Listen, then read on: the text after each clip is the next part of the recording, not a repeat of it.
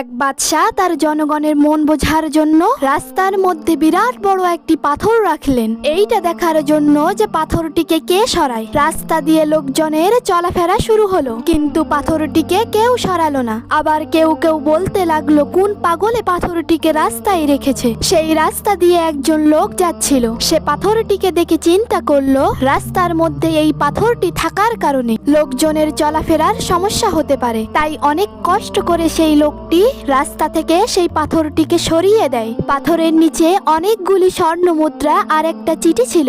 চিঠিটি পেয়ে লোকটি পড়তে শুরু করলো। চিঠিটির মধ্যে বাদশা লিখেছে, তুমি এই চিঠিটি পড়ছো মানে সেই পাথরটিকে তুমি সরিয়েছো, তাই তোমার এই ভালো কর্মের জন্য তোমাকে এই স্বর্ণ মুদ্রাগুলো উপহার দিলাম। লোকটি তখন খুশি হয়ে সবাইকে বলতে লাগলো, পাথরটিকে সরানোর ফলে আমি অনেকগুলো স্বর্ণ মুদ্রা পেয়েছি। তখন সেই লোকগুলি আফসোস করতে থাকলো পাথরটিকে না সরানোর জন্য। বন্ধুরা, সেই পাথরটি হচ্ছে আমাদের কবর, আর সেই স্বর্ণ মুদ্রা আমাদের কৃতকর্মের ফল।